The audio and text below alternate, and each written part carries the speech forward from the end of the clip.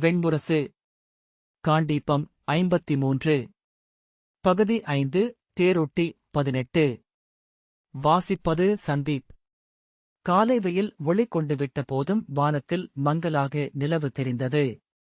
அர்ஜுனன் தரை முழுக்க விண்ணிலிருந்து உதிர்ந்து பரவியது போல கிடந்த யாதவர்களை மிதிக்காது ஒவ்வொருவராக தாண்டி காலெடுத்து வைத்து நடந்தான். இரவு நெடுநேரம் கழிதறியும் கூச்சலுமாக திளைத்து உடல் சோர்ந்து படுக்கும்போது அவர்கள் அங்கு முள்ளும் கல்லும் இல்லாமல் இருப்பதை மட்டுமே பொருட்டெனக் கொண்டிருந்தார்கள். வெயிலில் புழுதியிலும் சரிகிலுமாக அவர்கள் கிடந்ததை காணும்போது போர்க்களம் ஒன்றின் அந்தி போல தோன்றியது. எச்சில் ஒழுகிய திறந்த வாய்களில் உதடுகளை அதிர வைத்து வெளிவந்த மூச்சொலியும் அவ்வப்போது சிலர் முனகியபடி கைகளை அசைத்ததும் புரண்டு படுத்ததும்தான் உயிருள்ளவர்கள் என்று காட்டியது. அர்ஜுனன் காலால் மிதிப்பட்ட ஒருவன் 100 கன்றுகள் என்று சொன்னபடி தன் தோளை தட்டிக்கொண்டு மேலும் சுருண்டான். உடல்களால் நிரம்பியிருந்தது ரைவதமலையின் மேலெழுந்து சென்ற கூழாங்கல் பரப்பு. அதன்மேல் வளைந்து சென்ற உருளைக்கல் பாதையில் எவரும் இருக்கவில்லை. வாடிய மலர்களும் மஞ்சள் அரிசியும் கனிகளும் சிதறிய படையல் உணவுகளும் மிதிப்பட்டு மண்ணுடன் கலந்திருந்தன. அதன்மேல் காலை எழுந்த சிறிய மைனாக்கள் அமர்ந்து இரை தேடிக் கொண்டிருந்தன. தூங்கும் மனிதர்கள் மேல் சிறகடித்து பறந்து அவர்கள் உடல்களின் இடையே அமர்ந்து சிறகு ஒதுக்கி சிறுகுரலில் பேசிக்கொண்டன. முந்தைய நாள் இரவு அங்கு நிகழ்ந்தவை எழுந்து மறைந்த ஒரு கனவு போல் ஆகிவிட்டிருந்தன. அங்கிருந்த அனைவரும் ஒருவரோடொருவர் உடலணைத்து ஒற்றை ஊன்பரப்பென ஆகி ஒற்றை அகங்கொண்டு கண்ட கனவு. அவன் அந்த இசையை நினைத்துக் கொண்டான். அது முந்தைய நாளிரவு அளித்த உள எழுச்சியை அப்போது எவ்வகையிலும் அளிக்கவில்லை. அந்த இசை எப்படி எழுந்திருக்கக்கூடும் என்று உள்ளம் வினவிக் கொண்டே இருந்தது. அங்கு அதை எழுப்பும் கருவிகள் நிறுவப்பட்டிருக்கலாம். சூதர்களை வைத்து அதை எழுப்பியிருக்கலாம். ஆனால் அத்தனை பேரும் கேட்கும் இசை என்றால் அங்கு பல 100 சூதர்கள் இருந்தாக வேண்டும். அவர்களை இந்திரபீடத்தின் மொட்டை உச்சி மேல் ஒளித்து வைப்பது இயலாது. இயற்கையாக எழுந்த இசை அது. அங்குள்ள பாறைகளால் காற்று சிதறடிக்கப்பட்டிருக்கலாம். அங்கே ஏதேனும் மலைப்பிளவுகளோ வெடிப்புகளோ இருந்து காற்றை பெருங்குழலிசையாக மாற்றியிருக்கலாம். துயில் நீப்பினால் அவன் உடல் களைப்படையவில்லை. ஆனால் முந்தைய நாள் இரவு முழுக்க சித்தத்தில் கொப்பளித்த காற்றியலைகள் சலிப்புறச் செய்திருந்தன. எந்த எண்ணத்தையும் முன்னெடுத்துச் செல்ல முடியாத அளவுக்கு அவை எடையுடன் அழுத்தின. எங்காவது படுத்து நீழ்த்தியிலில் அமிழ்ந்து புதியவனாக விழித்தெழுந்தால் மட்டுமே அவற்றிலிருந்து மீள முடியும் என்று தோன்றியது. ஆனால் வேட்டை விலங்குகளுக்கு ஆழ்தியில் அளிக்கப்படவில்லை. ரைவதமலையின் உச்சியில் இருந்த அருகர் ஆலயத்தின் முற்றம் ஒழிந்து கிடந்தது. புலரிக்கு முன்னரே அதை நன்கு கூட்டியிருந்தார்கள். மூங்கில் துடைப்பத்தின் சீரான வளைகோடுகள் அலையலையென படிந்த மணல் முற்றத்தில் அங்கு நின்ற வேப்ப மரத்திலிருந்து உதிர்ந்த பொன்னிறப் பழங்கள் புதிதென கிடந்தன. ஓரிரு பறவைக்கால்களின் தடம் தெரிந்தது. ஐவர் ஆலயத்தின் வாயில்கள் திறந்திருக்க உள்ளே மலரணியும் மங்கலணியும் பூச்சணியும் புகைத்திரையும் இன்றி கரிய வெற்றுடல்களுடன் 5 அருகர்களின் சிலைகள் நின்றிருந்தன. உள்ளே சென்று வழிபட வேண்டுமென்று எண்ணினான். அந்த அலையோவியம் காற்றில் கரைவதுவரை அப்படியே இருக்கட்டுமென்று தோன்றியது. அந்தக் காலை முடிந்தவரை கலையாமலிருக்கட்டும். கைகளை மார்பில் கட்டிக்கொண்டு ரிஷபரின் ஓங்கிய பெருந்தோள்களை நோக்கிக் கொண்டு நின்றான். 5 கரிய பளபளப்புகள் நேற்றிரவு இங்கு நடந்த எவற்றுடனும் தொடர்பற்றவை. முன்பு கலிங்கத்துக் கொல்லர்கள் இரும்பையும் கரியையும் கலந்தொருக்கி உருவாக்கும் ஒருவகை படைக்கலன்கள் அஸ்தினபுரியில் விற்பனைக்கு வந்திருந்ததை எண்ணிக்கொண்டான். கன்னங்கரியவை, உறுதியானவை. அவற்றின் பரப்பை கண்மூடி கைகளால் தொட்டால் பளிங்கு என்றே உளமயக்கு ஏற்படும். வேல்முனைகளாக வாட்களாக அடிப்பதற்குரியவை என்றான் கொல்லன். அவற்றை வேட்டைக்கு கொண்டு சென்றபோதுதான் தனித்தன்மை தெரிந்தது. அவை எலும்புகளை உடைத்து ஊன்கிழித்து குருதிநீராடி மீளும்போது சற்றும் முனைமடியவில்லை. ஒரு சொட்டு செந்நீர் கூட இன்றி புத்தம் புதியவை என தோன்றின. தன் உள்ளத்தில் எழுந்த அந்த ஒப்புமையைக் கண்டு அவன் திகைத்தான். அதை வேறெவரும் அறிந்திருப்பார்களோ என்பது போல் இருபுறமும் பார்த்தான். நீள்மூச்சுடன் கைகளை தலைக்குமேல் தூக்கி 5 அருகர்களையும் வணங்கினான். 2 படைவர்கள் பெரிய பூக்குடலைகளுடன் நடந்து வந்து ஆலயத்திற்குள் நுழைந்தனர். 3 சற்று அப்பால் மண்குடங்களில் நீருடன் வந்தனர். அவர்களுக்கும் நேற்றிரவு ஒரு கணக்கு மொழி என வெடித்து மறைந்திருக்கும். இன்று புதியவர்களென மீண்டிருக்கிறார்கள். படிவர் ஒருவர் அவனை நோக்கி வாழ்த்துவது போல் புன்னகைத்து சற்றே தலை சாய்த்து உள்ளே சென்றார். அர்ஜுனன் திரும்பி அரண்மனைக்குச் செல்லும் பாதையில் நடந்தான். ரைவத குலத்து அரசர்களின் மாளிகை முற்றத்தில் 4 புறவிகள் மட்டும் சேணமோ கடிவாளமோ இன்றி காலை வெயிலில் மின்னிய வெண்ணிற தோற்பரப்புடன் நின்று ஒற்றைக்கால் தூக்கி துயின்று கொண்டிருந்தன. காவலற்ற வாயிலில் பட்டுத்திரைச்சீலை ஆடியது. அவரது காலடி ஓசையைக் கேட்டு ஒரு வெண்பறவை கண்களைத் திறந்து திரும்பி அவனை நோக்கி மூச்சுத் துளைகள் விரிய மனம் பிடித்தது. தொங்கிய தாடையை அசைத்து தடித்து நாக்கை வெளிக்கொணர்ந்து துழாவி மீண்டும் பெருமூச்சு விட்டது. அரண்மனைக்குள் ஏவலர்களின் மெல்லிய பேச்சொலிகள் கேட்டுக் கொண்டிருந்தன. அரண்மனைக்குள் நுழையாமல் வலது பக்கமாக திரும்பிச் சென்ற பாதையில் நடந்து விருந்தினர் இல்லங்கள் அமைந்த இணைப்புப் பகுதி நோக்கிச் சென்றான். அவ்வேளையில் இளைய யாதவர் அங்கு இருப்பாரென அவன் அறிந்திருந்தான். அவரை சந்திக்கச் சென்று ஒரு தருணத்திலும் முன்னரே அவர் அங்கு சித்தமாக இல்லாமல் இருந்ததில்லை. அதை எண்ணி ஒருமுறை வியந்திருக்கிறான். முன்னரே சொல்லாமல் கூட அவரை பார்க்க சென்றிருக்கிறான். அப்போதும் அவன் வருவதை முன்னரே அறிந்தவர் போல் காத்திருக்கும் இளைய யாதவரையே கண்டான். நான் வருவதை அறிந்தீரா யாதவரே என்று ஒருமுறை கேட்டான். இல்லை, ஆனால் எவரேனும் வருவார்கள் என்று எப்போதும் சித்தமாக இருப்பது என் இயல்பு என்றார் அவர். மாளிகைப் படிகளில் ஏறி மரவொரி திரைச்சீலை தொங்கிய வாயிலைக் கடந்து உள்ளே சென்று கட்டுக்கயிறுகள் முருகி ஒலிக்க மூங்கில் படிக்கட்டில் கால் வைத்து ஏறி மரப்பலகைகள் எடையில் அழுந்தி ஓசையிட்ட இடைநாழியில் நடந்து சென்று இளைய யாதவரின் அறைவாயிலை அடைந்தான். திரைச்சீலையை விலக்குவதற்கு முன் வணங்குகிறேன் இளைய யாதவரே என்றபடி குரடுகளை சற்று அழுந்த மிதித்து கழற்றினான். உள்ளே வருக என்று இளைய யாதவர் குரல் கேட்டது. திரைச்சீலையை விலக்கி உள்ளே சென்றான். அங்கு இளைய யாதவருடன் சுபத்திரையும் இருக்கக் கண்டு ஒரு கணம் சற்று குழம்பி இளைய யாதவரின் கண்களை பார்த்தபின் மீண்டான். இளவரசிக்கு வணக்கம் என்றான் அர்ஜுனன். சுபத்திரை, உங்களை நான் நேற்று பார்த்தேனே என்றாள். இளைய யாதவர், ஆம், இவர் பெயர் ஃபால்குனர். பிறப்பால் ஷத்ரியர். ரைவதகரின் பெருமை கேட்டு விழவு கொண்டாட வந்தவர். நெறிநூலும் படைக்கலமும் கற்றவர் என்பதனால் எனக்கு நண்பரானார் என்றார். சுபத்திரை அவன் கைகளை பார்த்து வில்லவர் என்பது ஐயமற தெரிகிறது என்றாள். ஆம், வில்லும் தெரியும் என்றான் அர்ஜுனன். இளைய யாதவர் அவனை அமரும்படி கைகாட்ட அருகிலிருந்த பீடத்தில் அமர்ந்து நீண்ட தாடியை நீவி விரல்களால் சுழற்றியபடி சுபத்திரையை நோக்கினான். அவன் கண்களை மிக இயல்பாக சந்தித்து விழுதிருப்பி இளைய யாதவரிடம், இவரை முன்னர் எங்கோ பார்த்தது போல தோன்றுகிறது என்றாள் சுபத்திரை.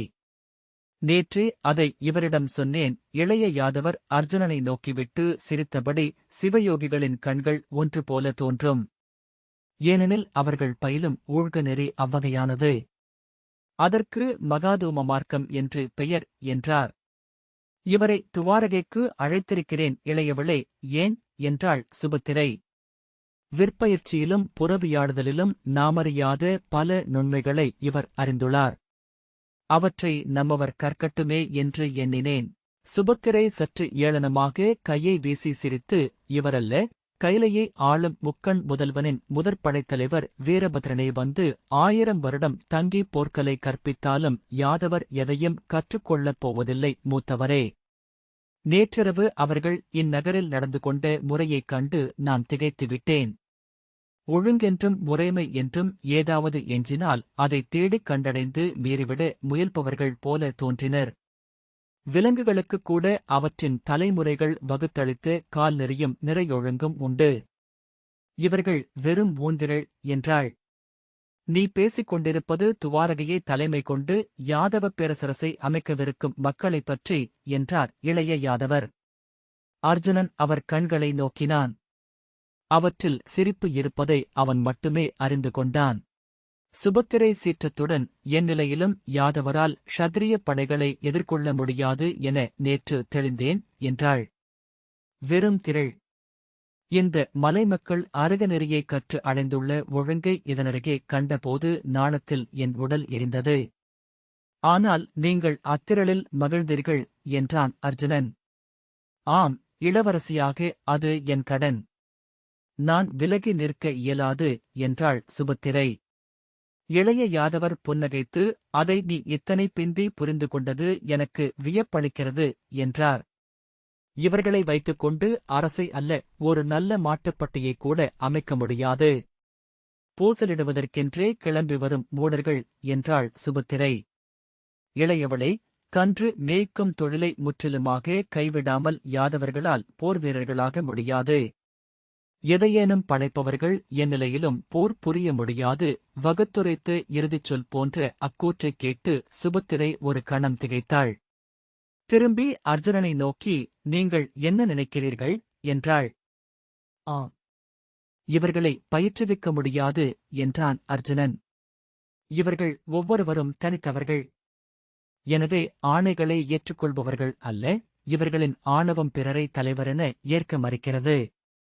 100 குழுக்களாகக் கூட இவர்களை தொகுக்க முடியாது.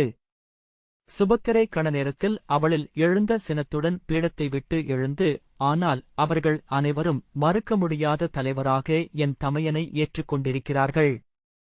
முன்பு கார்த்தவீரியன் தலைமையில் அவர்கள் ஒருங்கிணைந்திருந்தனர் என வரலாறும் உள்ளது என்றாள். ஆனால் அவன் சொன்னது உண்மை என்று அறிந்தமையால் எழுந்த சினம் அது என அவளுக்கு உடனே தெரிந்தது. ஆம், அறிவேன் என்றான் அர்ஜுனன்.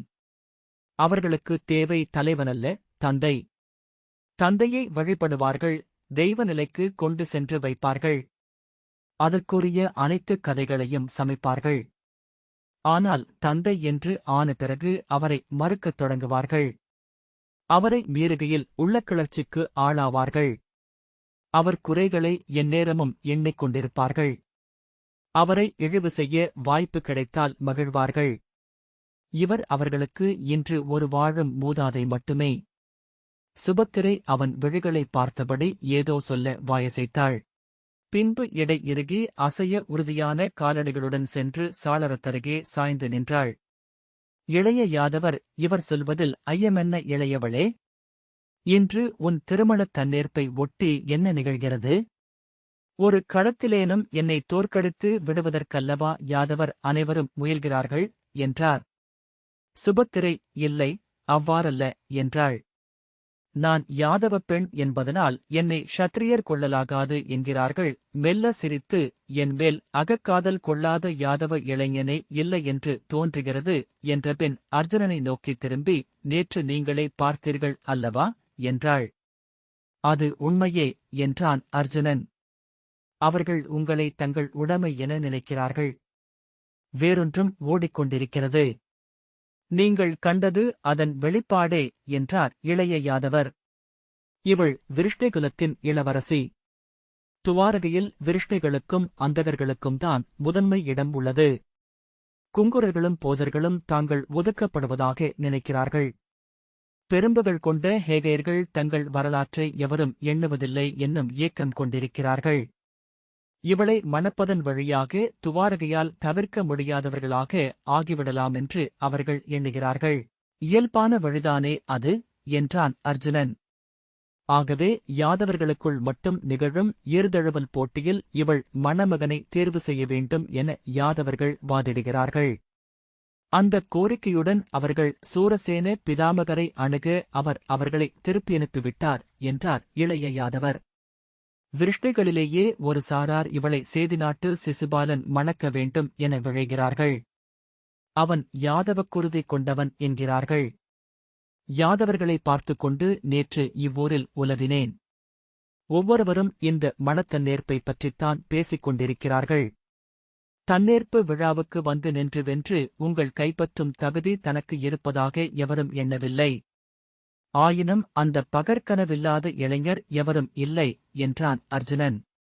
ஆனால் அவர்களின் உள்ளம் செயல்படுவதன் அடிப்படை அந்த எளிய கனவு மட்டும் அல்ல. அவன் சொல்வதைக் கேட்பதற்காக விரிந்த விழிகளுடன் அவன் முகத்தை நோக்கி நின்றாள். இன்று நிகழ்ந்துள்ள இவ்விளைவு அரியது. சூரசேனரும் வசுதேவரும் பலராமரும் இயல்பாக ஒருங்கிணைந்து ஒரு தரப்பாக நிற்க மறுதரப்பாக இளைய யாதவர் நிற்கும் ஒரு சூழல் அமைந்துள்ளது. இளைய யாதவர் வெல்வது அரிது என்னும் நிலையும் உள்ளது. சூரசேனரின் தரப்பைச் சார்ந்து நின்று பேசும்போது இளைய யாதவரை எதிர்க்க முடியும். அவர் தோற்கையில் மகிழ்ந்து கூத்தாட முடியும். ஆனால் யாதவர் குடிநன்மைக்காகவும் யாதவர்களின் மூதாதை சூரசேனரின் சொல்லுக்காகவும் நிலை கொள்வதாக தங்களை விளக்கிக் கொள்ளவும் முடியும். குற்ற உணர்வின்றி ஒரு அத்துமீறல். யாதவர்கள் இன்று கொண்டாடுவது அதைத்தான் என்றான் அர்ஜுனன். சுபத்திரை சில கணங்கள் கடந்தபின் நெடுநேரமாக அவனை உற்று நோக்கிவிட்டோம் என உணர்ந்து கலைந்து விழிவிலக்கினாள். தன் பீடத்தில் அமர்ந்து கைகளை முழங்கால் மேல் வைத்து விரல்களை கோத்துக்கொண்டு இவர் யாதவர்களை நன்கு அறிந்திருக்கிறார் என்றபின் இளைய யாதவரை நோக்கி, க்ஷத்திரியர்களால்தான் யாதவர்களை நன்கு புரிந்து கொள்ள முடிகிறது போலும் என்றாள். ஏளனத்துடன் இதழ்கள் வளைய, அவர்கள் தங்கள் எதிரிகளை புரிந்து கொள்வது போல தங்களை புரிந்து கொள்வதில்லை என்றாள். அர்ஜுனன் ஒரு கணத்தில் சினந்து கனன்றான். அதை புன்னகையாக மாற்றிக் கொண்டாலும் கண்கள் சுடர்ந்தன. க்ஷத்திரியர்கள் பிறர் மீதான வெற்றியினூடாக உருவாகிறவர்கள் என்றான். இவர் முற்றிலும் க்ஷத்திரியர் அல்ல, யாதவ குருதியும் கொண்டவர் என்றார் இளைய யாதவர். அப்படியா என்று அவள் அவனிடம் கேட்டாள். அப்போது வேடிக்கை கதையைக் கேட்டு விழிவிரியும் சிறுமியின் தோற்றம் கொண்டிருந்தாள். அவள் தன்னுள் நிகழ்வனவற்றை நுட்பமாக மறைத்துக் கொள்கிறாள் என்று அர்ஜுனன் எண்ணினான். க்ஷத்திரிய குருதி என்பது கங்கை போல. அதில் பாரத வருஷத்தின் அத்தனை குருதிகளும் கலந்துள்ளன என்றான். அவள் உரக்க நகைத்தாள். கழுத்து நரம்புகள் தெரிய முகவாயை மேலே தூக்கி பறவையொலி போல ஓசையிட்டு அவள் சிரிப்பதை பார்த்தபின் அவன் இளைய யாதவரை நோக்கினான். அவர் விழிகளும் நகைத்துக் கொண்டிருந்தன. அவனுக்கு மட்டுமான நகைப்பு. கங்கையில் கங்கையே குறைவு என்பார்கள் என்று சொன்னபடி சுபத்திரை மீண்டும் நகைத்தாள். அவளே சிரித்து ஓய்ந்து மேலாடையால் கண்களைத் துடைத்தபின், பொறுத்தருள்க யோகியே, நான் தங்கள் குலத்தைப் பற்றி நகைத்துவிட்டேன் என்றாள். யோகி என்பவன் முதலில் துறக்க வேண்டியது குலத்தை அல்லவா என்றான் அர்ஜுனன். அவள் பெருமூச்சுடன் தமையனை நோக்கி, நான் இயல்பாகத்தான் சொன்னேன் மூத்தவரே என்றாள். அர்ஜுனன், தாங்கள் மகிழ்வதற்கு ஒரு வாய்ப்பானமைக்கு மகிழ்கிறேன் இளவரசி என்றான். இளைய யாதவர், மணத்தன்னேற்பு ஒருங்கமைந்த நாள் முதல் க்ஷத்திரியர்களின் எதிரி ஆகிவிட்டாள் என்றார். அதெல்லாமில்லை. க்ஷத்திரியர்கள் இல்லையேல் யாதவர்கள் அரசமைக்க முடியாது. இன்று கூட அஸ்தினபுரியின் படைத்துணை உள்ளது என்பதனால்தான் மதுரா தனித்து நிற்க முடிகிறது என்றாள் சுபத்திரை. தாங்கள் அறிவீராயோகியே? நான் இளைய பாண்டவனின் வில்லால் காக்கப்படுபவன் என்று எண்ணும் யாதவர்களும் உள்ளனர் என்றார் இளைய யாதவர். அந்தச் சொல்விளையாட்டுக்கு நடுவே கண்ணுக்குத் தெரியாமல் பகடை உருண்டு கொண்டிருந்தது. அர்ஜுனன் திடீரென்று சலிப்படைந்தான். இளைய யாதவரின் விழிகளை பார்த்தான். அவை அவனை அறியாதவை போல முழுமையாக வாயில் மூடியிருந்தன. அவள், இவர் அரசு சூழ்தலை யோகமென பயில்கிறார் போலுள்ளது என்றாள். இளைய யாதவர், அதுவும் யோகமே. ஏனென்றால் அதில் பொய்மைக்கு நிறைய வாய்ப்புள்ளது என்றார். இளைய யாதவரின் அணுக்கரும் அமைச்சருமாகிய ஸ்ரீதமர் உள்ளே வந்து தலைவணங்கினார். இளைய யாதவர் இருட்டு நோக்க அவர் மெல்லிய குரலில், அரசரிடமிருந்து செய்தி வந்துள்ளது. துவாரகையின் அரசராக தாங்கள் இம்முறைதான் வந்துள்ளீர்கள். ஆகவே முறைப்படி விடையளித்து வழியனுப்பும் சடங்கு ஒன்று பேரவையில் நிகழ